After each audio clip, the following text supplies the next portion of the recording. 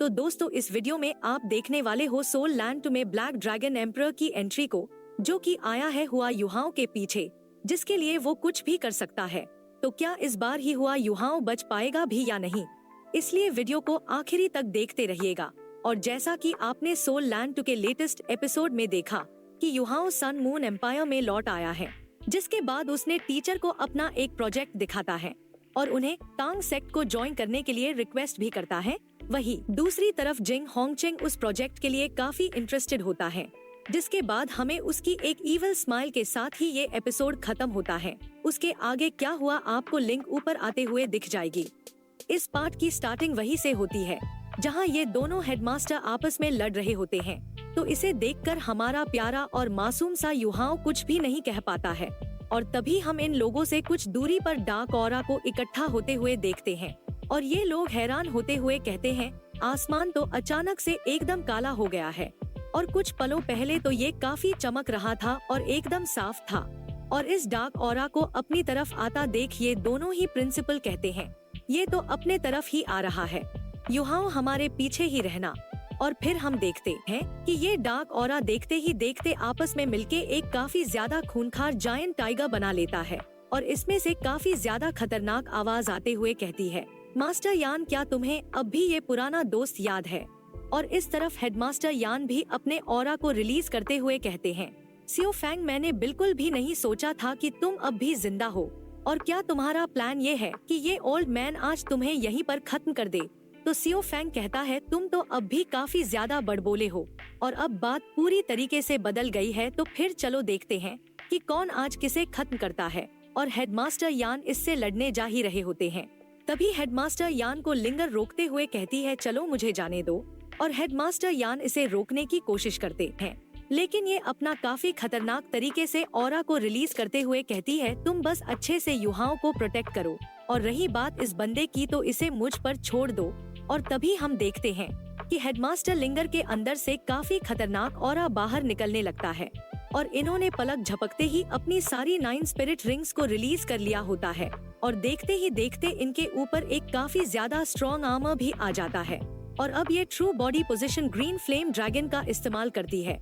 और इनका ऐसा रूप देख के युहाओं भी हैरान होता है, और ये कहता है, प्रिंसिपल यान क्या यही मार्शल सोल ट्रू बॉडी होती है।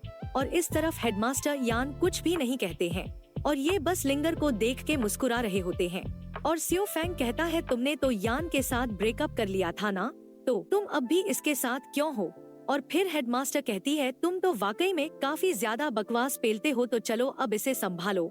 और इस तरफ हमें डार्क डीमन स्पिरिट टाइगर को दिखाया जाता है, जो कि इस वेलकरी के सामने खड़ा होता है, और ये कहती है, सियो फैंग लो अब इसे संभालो। और इतना कह के ये डार्क डीमन स्पिरिट टाइगर के ऊपर एक काफी ज्यादा खतरनाक अटैक कर देती है। और फिर ये सियो फैंग अपने ह्यूमन फॉर्म में आ जाता है, और ये भी अपना पंच करते हुए हंसते हुए कहता है, तुम बस अकेली हो तो मैं आराम से तुम्हें संभाल लूंगा। और इतना कहकर ये काफी खतरनाक पंच कर देता है। तो लिंगर भी अपने स्पीयर से एक काफी खतरनाक अटैक कर देती है, और जैसे ही इन दोनों के अटैक्स का क्लैश होता है, तो यहाँ पर काफी ज्यादा तगड़ा ब्लास्ट होता है, जिसकी फोर्स की वजह से ये दोनों ही काफी पीछे तक हट जाते हैं। और इस एक्सप्लोजन की वजह से इस बंदे के ऊपर जो ब्लैक कलर की परत चढ़ रखी थी वह हट जाती है, और हमें इसका रियल रूप दिखाया जाता है। और ये अपने असली रूप में वाकई में काफी डेंजरस लगता है, और ये हंसते हुए कहता है, ये तो काफी बढ़िया वल्करी है। और लिंगर कहती है कि शियो फैंग तुम्हारी हिम्मत कैसे हुई मॉर्टल रियल्म्स के अंदर दिखने की, और क्या तुम ये भूल गए हो कि मुलाव ने पहले कैसे तुम पे दया दिखाई थी। तो शियो फैंग कहता है, मैं उनके एहसान को नहीं भूला हूँ, और ना ही उनकी दया को जो उन्होंने मुझ पर दिखाई थी। इसलिए ही मुलाव जब तक जिंदा थे तो मैंने इस पूरे समय के दौरान अपने आप को इस दुनिया में रिवील नहीं किया, लेकिन अब वो गुजर चुके हैं, तो मैं एक बार ही वापस से अपने आप को दुनिया को रिवील कर सकता हूँ। और अब जब हम लोगों की एक दूसरे से पुरानी जान पहचान है, तो मैं तुम्हारे और यान के लिए परेशानी खड़ी नहीं करना चाहूँगा, और यहाँ से चले जाने की तुम दोनों के ही पास पूरी आज़ादी है। हालांकि उस छोटू को यहीं पर रुकना होगा। और इसकी इस बात को सुनकर लिंगर को गुस्सा आ जाता है, और ये कहती है, लगता है कि तुम्हें अपनी जुबान पर लगाम लगाने का डर नहीं है, इसलिए ही तुम इतनी बड़ी बड़ी बातें कर रहे हो, और मैं भी देखना चाहूंगी कि तुम में कितना ज्यादा जोर है। और इस तरफ शियो फैंग भी एक काफी खतरनाक अटैक को तैयार कर लेता है और फिर ये दोनों ही अपनी अपनी पूरी ताकत से एक दूसरे के ऊपर अटैक कर देते हैं। और जैसे ही इन दोनों के अटैक्स आपस में टकराते हैं तो यहाँ पर काफी ज्यादा तगड़ा ब्लास्ट होता है और इस चीज को देखकर युहाओ भी हैरान होता है और ये मन में कहता है दो ग्रैंड सोल मास्टर की बीच की फाइट की बैटल ऐसी होती है। और तभी हेडमास्टर यान कहते हैं, युहाओ इसे काफी करीब से देखना क्योंकि इस लेवल की बैटल तुम्हें काफी मुश्किल से ही देखने को मिलेगी। ये जो स्कॉर्पियन टाइगर शियो फैंग है ये एक इवल सोल मास्टर है और इसे अपने आप को सस्टेन और इवॉल्व करने के लिए एनिमल्स के ब्लड पर निर्भर रहना पड़ता है। और हमारे टीचर ने उस समय इसे इसलिए जाने दिया था क्योंकि इसका उस समय इतना दबदबा नहीं था और ये हमारे टीचर मुलाव के सामने एक दूध पीता बच्चा था। और फिर युहाओ कहता है, प्रिंसिपल यान, क्या प्रिंसिपल लिंगर अपनी मार्शल सोल ट्रुआ बॉडी को इस्तेमाल कर रही है बैटल करने के लिए, लेकिन ये मास्टर जुआन जैसी तो नहीं दिख रही है, लेकिन इनके पीछे क्या वो ड्रैगन है? तो हेडमास्टर यान कहते हैं, मार्शल सोल ट्रू बॉडी को दिखाने का ये एक और मेथड है और इसे ट्रू बॉडी पोजीशन कहते हैं और इससे स्पिरिट मास्टर अपने ह्यूमन फॉर्म में रह सकता है, लेकिन इसके लिए लार्ज अमाउंट में मेंटल स्ट्रेंथ ट्रेनिंग की जरूरत पड़ती है और ये उन सोल मास्टर्स के लिए काफी ज्यादा सूटेबल है जो कि क्लोज कॉम्बैट में बेहतर होते हैं, लेकिन ये उनके शरीर के लिए काफी ज्यादा कठोर भी होता है।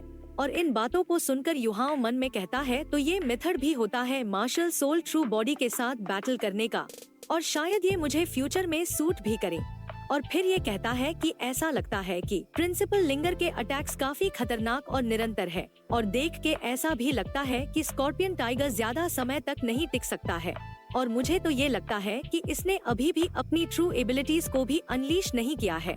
और तभी हम देखते हैं कि लिंगर एक अटैक कर देती है जिस वजह से शियो फैंग के चिथड़े उड़ जाते हैं और इस चीज को देख के युहाओ काफी हैरान होते हुए कहता है, स्कॉर्पियन टाइगर तो हार चुका है। तो हेडमास्टर यान कहते हैं, इतने भी खुश मत हो क्योंकि स्कॉर्पियन टाइगर की जो मार्शल सोल ट्रू बॉडी है। और तभी हम देखते हैं कि शियो फैंग के जो चिथड़े होते हैं वह आपस में मिलने लगते हैं और इस चीज की वजह से शियो फैंग काफी ईवल तरीके से हंस रहा होता है।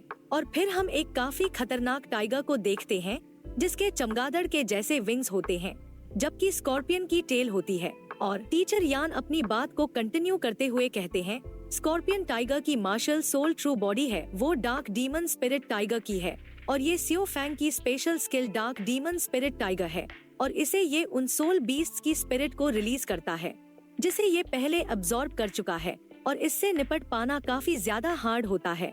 तभी हम काफी सारे सोल बीस्ट की स्पिरिट्स को हेडमास्टर लिंगर की तरफ आते हुए देखते हैं और देखते ही देखते ये हेडमास्टर के काफी करीब तक पहुंच जाते हैं, जिसके बाद इन सभी के बीच में एक काफी खतरनाक बैटल होती है और इस चीज को देखकर युहाओ काफी हैरान होता है और ये मन में कहता है, ये तो हमला करने के लिए मरे हुए बीस्ट की स्पिरिट का इस्तेमाल कर रहा है और मुझे लगता है कि अगर मैं इसका सामना कर रहा होता तो मैं तो कब का ही निपट चुका होता। और हेडमास्टर लिंगर और इन स्पिरिट बीस्टों की स्पिरिट के बीच में एक काफी खतरनाक बैटल को देखते हैं और तभी अचानक से हेडमास्टर यान किसी चीज को नोटिस करते हैं और कहते हैं कि मैं तो यही कहूँगा कि मैं तो पहले से ही जानता था कि शियो फैंग में इतना कॉन्फिडेंस नहीं है कि वह अकेले अपने दम पे मुझसे या फिर लिंगर से भिड़ने आ जाए। और अब जब तुम यहाँ पर आ ही चुके हो तो तुम फिर क्यों छुप रहे हो और जल्द से अब अपने आप को भी दिखा दो। और फिर हम देखते हैं एक एंटिटी को जो कि पूरे तरीके से डार्क ऑरा से कवर हो रखा था, जिसके यहाँ आते ही आसमान में क्रैक्स आ जाते हैं और ये अपीयर होते ही अपने डीप वॉइस में कहता है, मैं जो इतने सालों से पहाड़ों से बाहर नहीं निकला इसलिए मेरे ज्यादातर पुराने दोस्त अब तक मर चुके हैं। और फिर हम फाइनली यहाँ पर ब्लैक ड्रैगन एम्परर को आते हुए देखते हैं और ये हवा में ऐसे चल रहा होता है जैसे कि ये पानी के ऊपर चल रहा हो और इसके चारों तरफ किसी तरीके का एटमॉस्फेयर भी बन सा जाता है। और इन्हें अपनी तरफ आता देख युहाओ मन में कहता है, इस बंदे का जो कल्टीवेशन है वो वाकई में काफी ज्यादा हाई है और मैं ये भी महसूस कर सकता हूँ कि इसके चारों तरफ की जो हवा है वो भी सॉलिड हो रही है। और ड्रैगन एम्परर कहता है, कितनी शेम की बात है कि मुलाव जा चुका है जबकि मैं अब भी जिंदा हूँ और मैं उतना भी बहादुर नहीं था जिससे कि मैं तुमसे मिलने आ सकूं जब तुम जिंदा थे। और अब जब तुम यहाँ पर नहीं हो तो अब मुझे अपने डिसीजन के ऊपर पछतावा हो रहा है। और ड्रैगन एम्परर को देख के हेडमास्टर यान का दिल अंदर से दहल जाता है और उनके चेहरे पर डर साफ साफ दिख रहा होता है और ये मन में कहते हैं, मैं इसके अंदर से किसी एक्सट्रीमली डेंजरस ऑरा को बाहर निकलते हुए महसूस कर सकता हूँ। और इस तरफ ड्रैगन एम्परर कहता है, मैं लिंग शियो यू, और कहीं तुम मुझे भूल तो नहीं गए। और जैसे ही हेडमास्टर यान को पता चलता है कि ये लिंग शियो यू है तो ये और भी ज्यादा चौंक जाते हैं और कहते हैं कि तुम तो वही ग्रैंड सोल ड्रैगन एम्परर हो ना, और तुम अब भी जिंदा क्यों हो। और इस तरफ युहाओ ड्रैगन एम्परर को देख के मन में कहता है, मैं महसूस कर सकता हूँ कि ये तो सच में दुखी है। और इस तरफ हेडमास्टर यान इन्हें रिस्पेक्ट देते हुए कहते हैं, तो आप असल में लिंग सीओ यू हैं, वही ब्लैक होली ड्रैगन जो कि टीचर के साथ black and white Holi dragon हुआ करते थे। और मैंने कभी नहीं सोचा था कि मैं अपनी असल जिंदगी में सीनियर को देख पाऊंगा। फिर ब्लैक होली ड्रैगन कहता है, मैं उस स्टूडेंट से मिलने आया हूँ जिनका वह काफी ज्यादा आदर करता था, और ये भी देखने की क्या ये असल में उतना भी ज्यादा स्ट्रॉन्ग है या नहीं। और मैं मुलाव के खातिर तुम्हारी जिंदगी को बख्श दूंगा, लेकिन ऐसा कोई सा रास्ता नहीं है जिससे कि वो लड़का यहाँ से जा सके। और फिर प्रिंसिपल यान कहते हैं, सीनियर क्या आप सच में हम पर अटैक करने जा रहे हैं। तो ड्रैगन एम्परर कहता है, मैं ये किसी और के लिए कर रहा हूँ, क्योंकि मुझ पर उसका एक काफी बड़ा एहसान है, इसलिए मैं इसमें कुछ भी नहीं कर सकता हूँ। और अगर तुम मेरे 3 अटैक्स के सामने टिक सके तो फिर तुम्हारी उंगली पर जो रिंग है तुम उसे मुझे सौंप देना, जिसके बाद तुम्हारे पास पूरी आजादी होगी यहाँ से जाने की।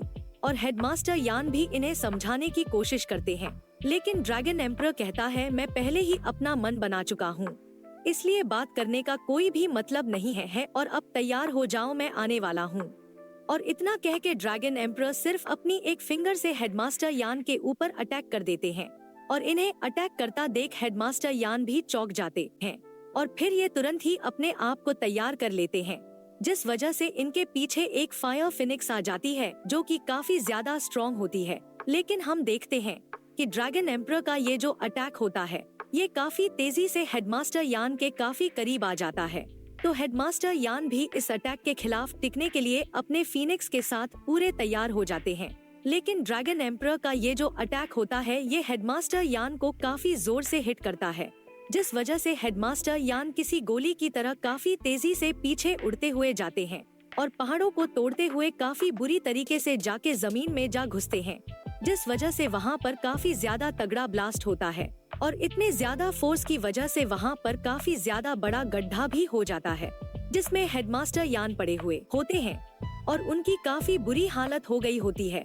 और ये काफी ज्यादा इंजर्ड होने के बावजूद भी हांफते हुए कहते हैं, तुम भले ही उनके नाम को कॉपी कर सकते हो, लेकिन तुम उनके जैसे कल्टीवेशन लेवल को रिक्रिएट नहीं कर सकते हो।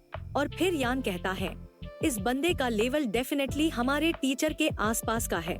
और इनकी बातों को सुनकर युहाओ भी थोड़ा सा हैरान होता है। और इस तरफ होली ब्लैक ड्रैगन कहता है, ये तो कितनी अच्छी फीनिक्स स्पिरिट है, और अब सिर्फ 2 और हिट्स रह गए हैं। और इतना कहकर ये हेडमास्टर यान के ऊपर वापस से अपनी फिंगर से अटैक करने लगते हैं। तो युहाओ कहता है, क्या मतलब है हम जैसे छोटे लोगों को बुली करने का। और युहाओ की बातों को सुनकर ड्रैगन एम्परर भी चौंक जाता है। और युहाओ कहता है कि आपके पास हक नहीं है मेरे टीचर का नाम लेने का भी, और ना ही आपके पास हक है उनका दोस्त कहलाने का। और 3 अटैक्स करने की कोई भी जरूरत नहीं है तब तक जब तक कि आप मुझे नहीं मार लेते हैं, लेकिन मैं किसी भी हालत में उस रिंग को आपको नहीं सौंपूंगा। और युहाओ को ऐसे बोलता देख हेडमास्टर यान चौंक जाते हैं और ये चिल्लाते हुए कहते हैं, जूनियर ऐसा मत कहो, ये बंदा ड्रैगन एम्परर है। फिर ड्रैगन एम्परर कहता है, क्या तुम भी मुलाव के स्टूडेंट हो। तो युहाओ कहता है, बिल्कुल सही, मैं उनके स्टूडेंट्स में से एक हूँ, और अगर वह अब भी जिंदा होते तो तुम्हारी हिम्मत भी नहीं होती श्रेक्स एकेडमी के स्टूडेंट्स के ऊपर हमला करने की। और ये मन में कहता है, ये ड्रैगन एम्परर काफी ज्यादा एरोगेंट है और ये हमें नहीं मारेगा क्योंकि इसे अपनी रेपुटेशन को खराब हो जाने का डर है। और इस तरफ हम ड्रैगन एम्परर हंसते हुए कहता है, इंटरेस्टिंग, तुम कह रहे हो कि मैं तुम्हें बुली कर रहा हूँ, तो फिर चलो ठीक है, तुम मुझ पर अटैक करो और मैं तुम्हारे बराबर की ही स्पिरिट पावर को इस्तेमाल करूँगा अपने आप को डिफेंड करने के लिए। और अगर तुम मुझे आधा कदम भी पीछे हटने के लिए मजबूर करने में कामयाब हो जाते हो तो तुम जीत जाओगे। तो बताओ तुम्हारा इस पर क्या कहना है। और इस पर युहाओ कुछ भी नहीं कहता है और हेडमास्टर यान मन में कहते हैं, ठीक है जूनियर, अब सब तुम पर ही है। और इस तरफ युहाओ सियो फैंग और की बीच की फाइट को देखने लगता है और इन दोनों के बीच की फाइट देखने के बाद ये ड्रैगन एम्परर से कहता है, सीनियर क्या हम एक शर्त लगा सकते हैं। अगर मैंने हेडमास्टर लिंगर और सियो फैंग के बीच की इस फाइट को ज्वाइन किया तो मैं इस बैटल को सिर्फ 1 मिनट के अंदर ही खत्म कर सकता हूँ। तो क्या आप इस शर्त को स्वीकार करेंगे? तो ड्रैगन एम्परर कहता है, मैं तो काफी ज्यादा उत्सुक होता जा रहा हूँ और कितने ज्यादा साल हो गए हैं और अब जाके मुझे कुछ इंटरेस्टिंग चीज देखने को मिली है। और इस तरफ हेडमास्टर यान युहाओ से कहते हैं, जूनियर क्या जीतने का तुम्हारे पास पूरा कॉन्फिडेंस है? तो युहाओ मुस्कुराते हुए कहता है, हाँ बिल्कुल, ये काफी जल्द ही खत्म हो जाएगा। और इस तरफ हम हेडमास्टर को देखते हैं जो कि काफी सारे स्पिरिट बीस्ट की सोल से लड़ रही होती है और ऐसा करते हुए सियो फैंग भी काफी खुश हो रहा होता है। जिसके बाद हमें युहाओ को दिखाया जाता है जो कि शर्त के अनुसार इस बैटल को ज्वाइन करने के लिए तैयार हो गया होता है। जिसके बाद ये अपनी आंखों को बंद करके हाथ जोड़ के मंत्र पढ़ने लगता है और इसके मंत्र जाप करने की वजह से इसके चारों तरफ काफी ज्यादा लाइट एनर्जी इकट्ठा हो जाती है। और जैसे ही युहाओ अपनी आंखों को खोलता है तो इसकी आंखों में से भी लाइट निकलने लगती है और जैसे ही युहाओ की स्पिरिट रिंग अपीयर होती है वैसे ही उसके साथ साथ गॉड एलेक्स की भी एक शैडो अपीयर होती है। तो दोस्तों, इस सीन के साथ आज का ये पार्ट यही एंड होता है। अगला पार्ट जल्द ही आ जाएगा, तब तक के लिए बाय बाय, टेक केयर।